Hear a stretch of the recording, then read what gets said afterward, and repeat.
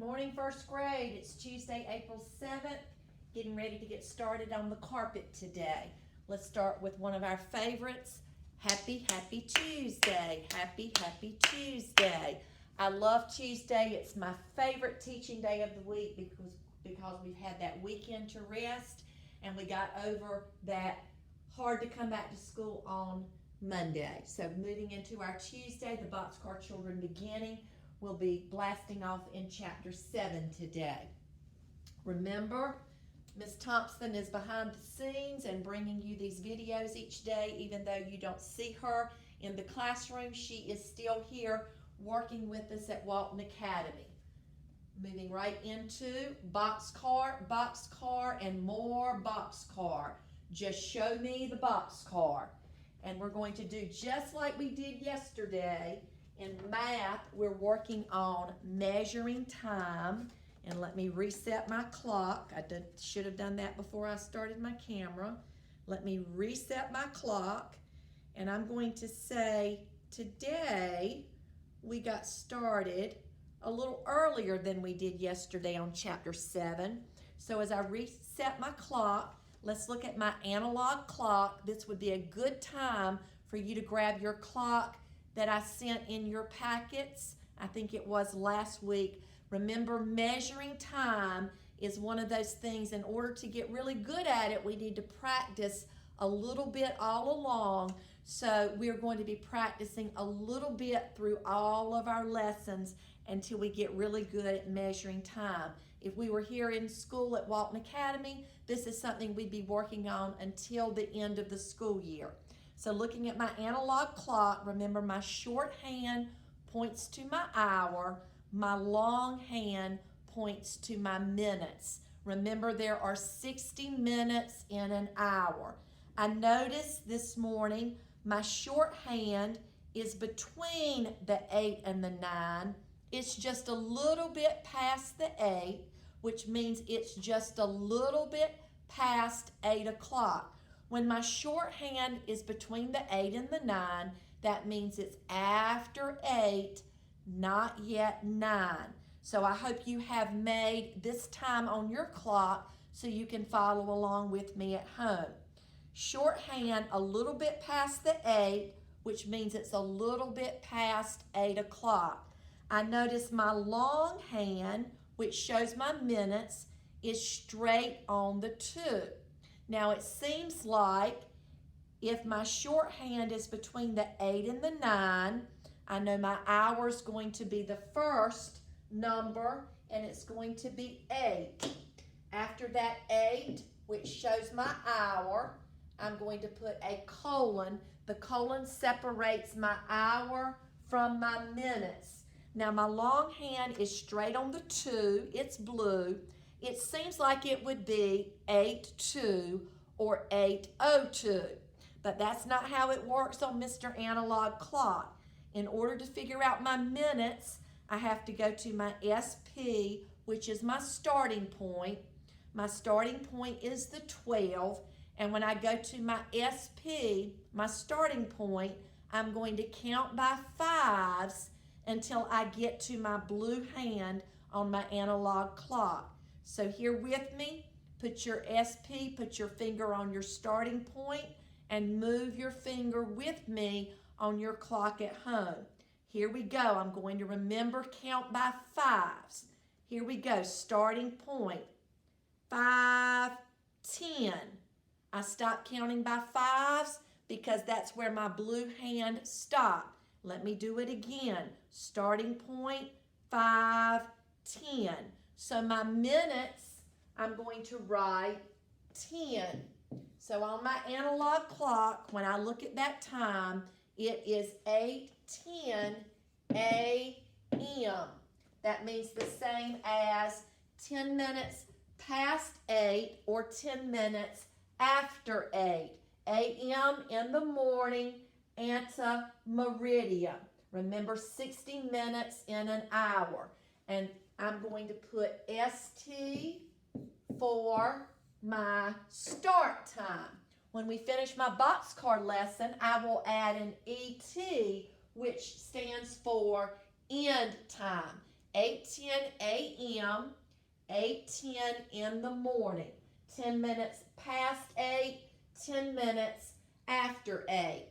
Moving right along to the continents, you have this in your shared reading packet.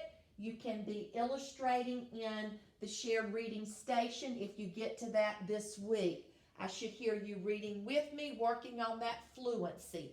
Continents, continents, do you know your continents? Yes, I do.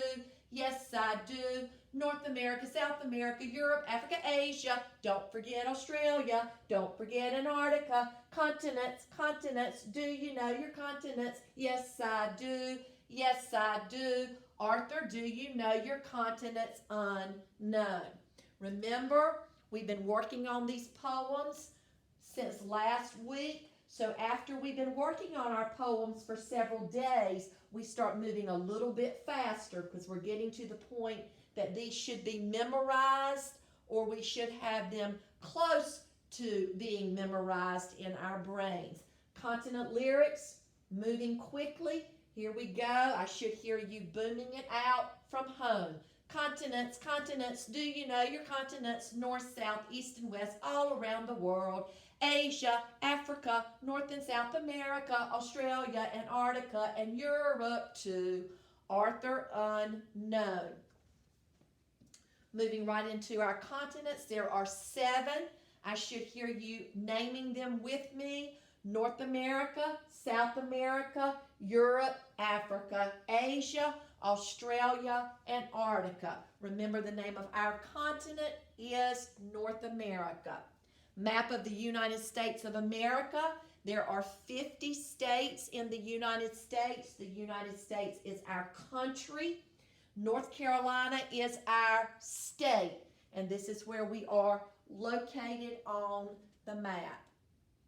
We know that we are reading the Boxcar Children Beginning, which is the prequel to the Boxcar Children, which was published in 1942 by Gertrude Chandler Warner. We know the Boxcar Children, a lot of the action is going to take place in a boxcar, part of a train, but we know we are reading the prequel, which is going to show us how all of the events that happened in the Boxcar Children got started. Remember, the prequel was published in 2012.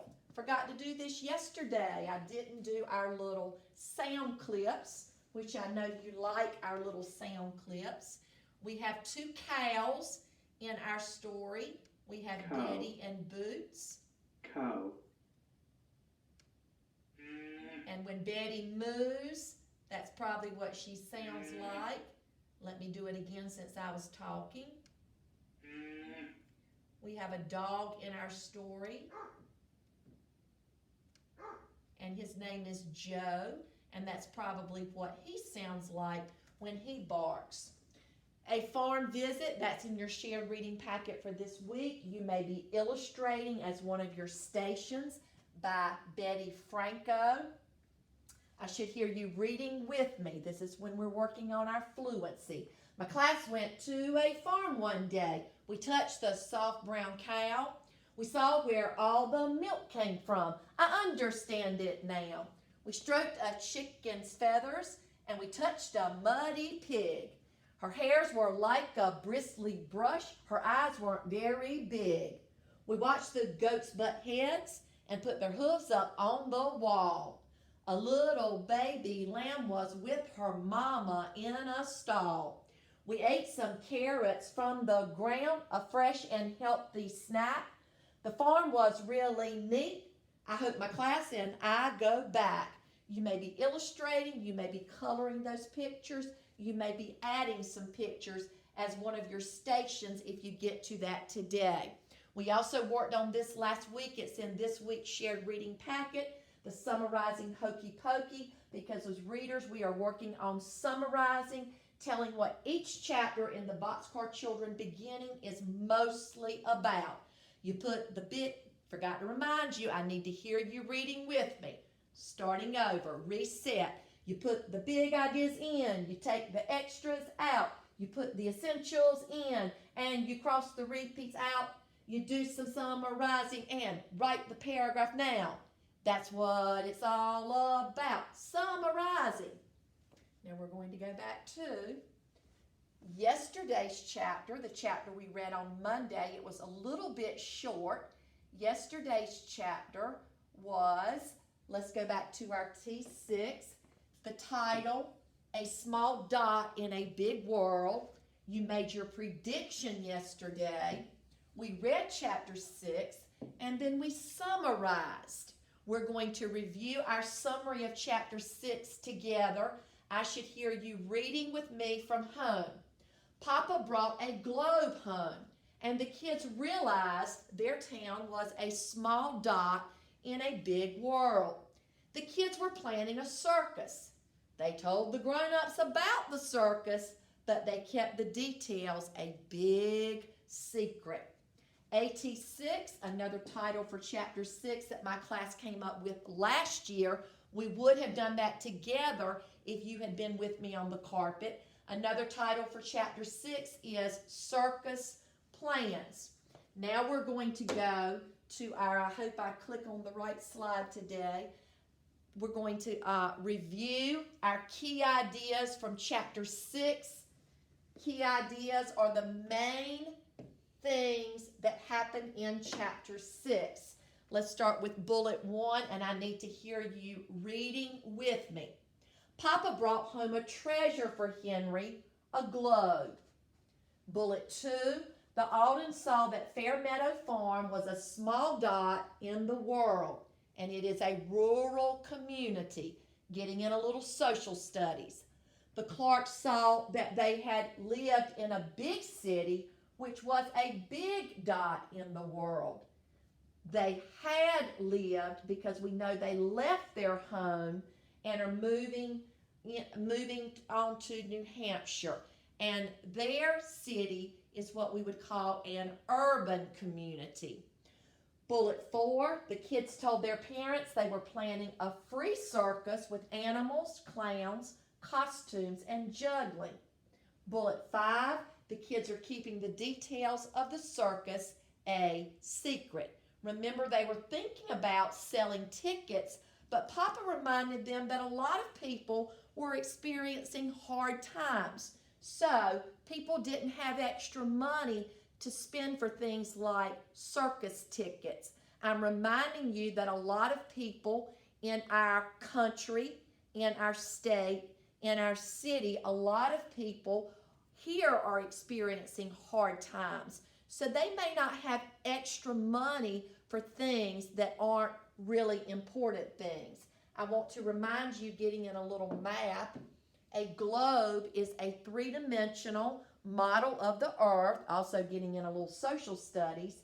Three-dimensional means it's not flat, it sticks out, and a globe is a sphere. We talked about that a lot in Fantastic Five, and we know a sphere has 0 faces, 0 edges, and 0 corners. It's kind of like if I went over and picked up one of my Gators, or I picked up my ECU basketball. This is what a sphere looks like. It has 0 faces, 0 edges, and 0 corners. And I'm going to put that Gator right there in case I decide I want to throw it a little bit later. Now we're going to go right into, moving a little faster this week, right into chapter 7. And as we move into chapter 7, we know we're going to start with our T7, which is going to be our title for chapter 7. And instead of calling it a T7, I could also call it a subtitle. This is what we would be talking about if we were in reading groups, or a subheading, which gives me as a reader clues about what the main idea of that chapter is going to be. T7, we have Betty joins the circus. That's what chapter 1, excuse me, that was a little Miss Sheppard's tongue got tied up in a knot. T7, Betty joins the circus. Right now at home, I want you to make your prediction for chapter 7, your P7. I want you to tell me out loud what you think chapter 7 is going to be about. And remember, as readers, when we make a prediction for chapter 7, we think about what happened in chapter 6. And that helps us as readers make a good prediction. I had my lights off because there was a little glare on my smartboard yesterday, but the clouds have taken over, so I'm going to turn my lights back on so you can see me as I'm reading to you on the carpet. Right now, I need you to have your wide eyes, your big ears. There's Hot Potato Fred, there's Birthday Bear, and there is my Sid the Squid bookmark as we move right into chapter 7. Betty joins the circus. Text to self-connection. When I was a little girl, my class took a field trip to the circus. So I have some prior knowledge about what a person might see if they go to a circus. I want you to be thinking about if you have ever been to a circus, or if you have ever seen a TV program or a movie about maybe some kids that went to a circus, and be thinking about what you saw or what you might see if you went to a circus. Betty joins the circus. It was vacation, but everyone was up. Everyone was busy. Now, vacation, I'm thinking back, we read a couple of chapters ago that it was almost time for their summer vacation from school. So I'm inferring that this vacation is their summer vacation from school. You know how it feels during the summer when we get up in the morning and we don't have to rush because we don't have to go to school. Jessie unrolled her very long list. It almost touched the floor. Remember, character trait for Jessie, she's very, very organized. She likes to make lists. My list has grown. I'll say, said Henry, laughing. Jessie read the list out loud. Circus list. 1. Costumes for clowns. Question mark. That means it's an interrogative. Who will the clowns be? 2. How do we make clown wigs? Yarn. Does Mama have yarn? 3. How do we make an elephant trunk? Paper. Papa's big gray winter socks, shouted Benny. Now Jessie on her list put, how do we make an elephant trunk? Benny came up with a good idea. He said, Papa's big gray winter socks. Benny is being very, very resourceful. Resourceful is when you don't have something you need, so you find a way to make it with something you have. They don't have a way to make an elephant trunk, so Benny says we can be resourceful. We can just use Papa's big gray winter socks. Benny's right. We can stuff them, said Violet. Then sew up the ends, said Meg. What if he's wearing his big gray winter socks? Asked William. We'll tickle him and take them away, said Benny. Everyone laughed. Character trait to describe Benny, humorous. He's always telling little jokes to make people laugh. Can I be the animal trainer? Asked Benny. Jessie smiled. What do you know about animal training? She asked. Benny stood up.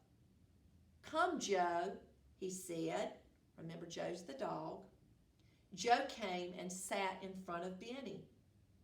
Benny held out his arm. Go, said Benny. Joe jumped over Benny's arm, turned around, and jumped over again. Jessie was so surprised she couldn't speak. So was Meg. She was so surprised, I'm inferring that she didn't know Joe would jump, or he would jump over Benny's arm when Benny told him to go. Text to self, some of you in your letters have been writing to me about your dogs at home.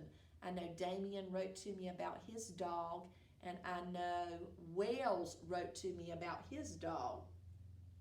Jessie was so surprised she couldn't speak. So was Meg.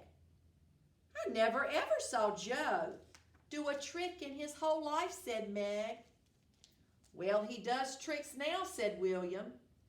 I think we should vote Benny as the animal trainer. Yay, said Benny.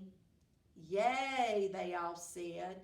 Now that little symbol, we talked about that earlier in the book, that little symbol means there's going to be a change in time or a change in setting.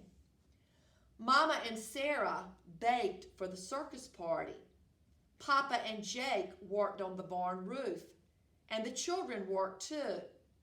Violet sewed in the bedroom. Remember, Violet is a fixer and a mender. She likes to sew. Meg worked with Betty behind the barn, where no one could see. I wonder what Meg is working on with Betty, so nobody can see. I know she's being a little sneaky sly. What is she doing? Asked Sarah. Don't know, said Jake. It's a secret. Even from us? Asked Sarah. Mostly from us, said Jake. Benny and Joe worked in the backyard. Joe happy with bites of leftover dinner. Henry juggled with 3 and 4 cloth balls, sewn and stuffed by Violet. Now, Miss Sheppard has a friend who's really good at juggling. Juggling is when you throw 3 or more objects up and you're able to keep all 3 moving at the same time with none dropping to the ground. I have tried to learn how to juggle, but I haven't succeeded in that. Jessie and William sat with their heads close to each other, writing and laughing secret things. There's an illustration of Jessie and William sitting close together. The list grew longer. 2 days of this. Their neighbor Reuben came by. I hear there is an event, he called up to Papa and Jake, who were hammering shingles on the barn roof. There he is, called Papa. How did you know? There is a sign on my fence post, said Reuben. Papa and Jake laughed. You coming? Asked Papa. I wouldn't miss it, said Reuben. Belle is coming, the grandchildren too. We'll bring cookies and a jug of lemonade. Bring a chair for Belle too, said Papa. Reuben laughed. And one for me. Now, Reuben said I knew about the circus because there was a sign on my fence post. As a reader, it didn't say, but I'm inferring maybe the kids made some posters or some signs to hang up to invite people to come to the circus. There's that little symbol that means there's going to be a change in time or a change in place. Mama and Sarah brought trays of sandwiches out under the red maple tree for lunch. They spread blankets on the ground. Do you have lunch for us too? Asked Papa, coming down the barn ladder. For all of us, said Mama. Jake came down the ladder too, Joe running over to leap up to bite his shoes. Joe, I'll fall, said Jake, laughing. Jake jumped down from the ladder, and Sarah kissed him. Now, Sarah's his wife. I promised you I'd do that, she said. Remember back earlier, she told Jake if he fixed the barn roof, she would give him a kiss. So she just kissed him.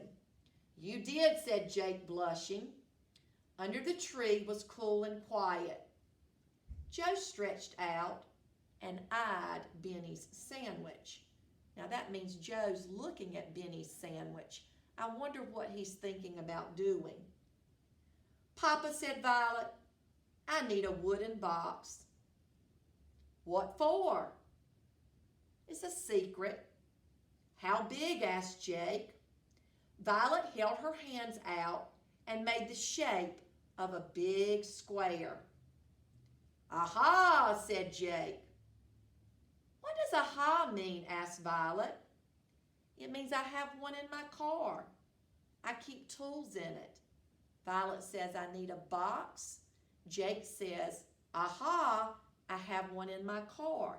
He's being very, very resourceful. Violet smiled. Could I borrow it? You bet. One more day, said Henry. One more day, they echoed. Now, I don't know for sure, but I'm thinking when they say one more day, they might mean one more day until it's time for the circus. Papa reached out to give Joe a bite of his sandwich. I know Joe loved that. One more day, he whispered to Joe. Give me a smile, Joe. Joe sat up and cocked his head to one side. His tongue hung out. Joe always smiles, Benny said. Wind rustled the leaves of the tree. Sun filtered down over them all. And from the side meadow, Betty looked at them all. She walked to the fence. When it talks about the wind rustling the leaves, the sun filtered down, it talked about the meadow. That's a beautiful, help me out with that? Yes, that's a beautiful, vivid setting. Betty's going to moo, said Jake in a low voice. And she did. We know Betty loves to moo. Now that was another short chapter. We ended up chapter 7, and I'm going to get my bookmark so my book will be ready for my next lesson tomorrow. Going to leave my granny glasses right there. As I shift my iPad, I would like to give you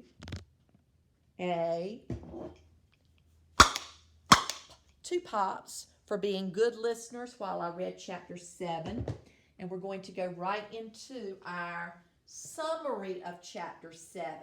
Summary today is really short because chapter 7 was mostly about one big important thing. Let's read our summary for chapter 7 together. I want you to be reading with me. The kids and the grown-up, that should be the kids and the grown-ups.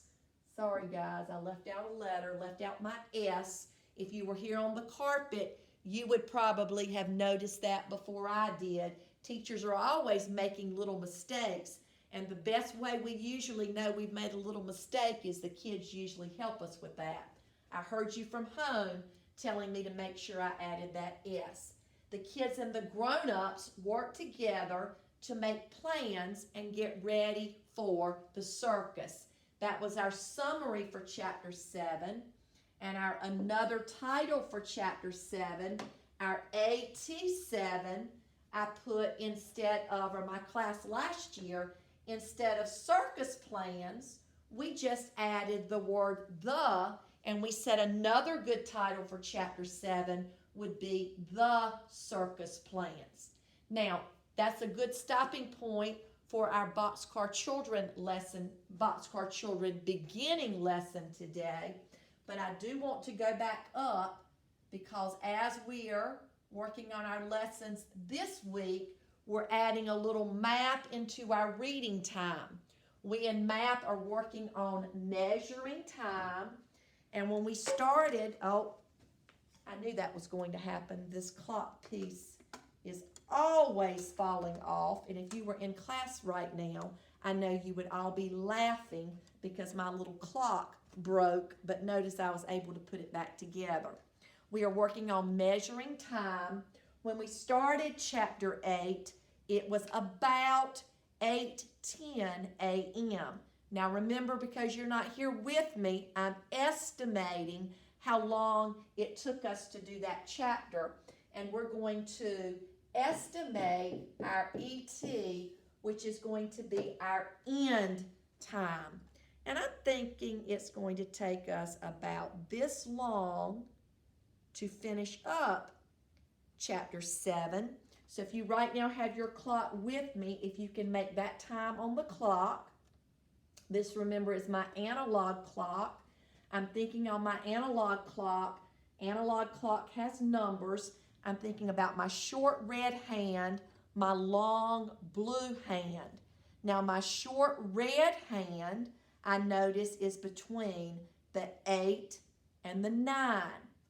It's after the 8, but not yet on the 9. So if my short hand is between two numbers, I'm going to go with the first. If it's between the 8 and the 9, that means my hour is going to be 8. So I'm going to put my 8 and my colon. Remember, my colon separates my hour from my minutes. And I'm remembering, as a mathematician, there are 60 minutes in an hour. Now I notice that my long blue hand, which shows my minutes, is straight on the 8. It seems like it would be 8:08 or 8:08, but that's not correct when I'm measuring time on an analog clock. I know if my long hand is pointing to the 8, that doesn't give my minutes.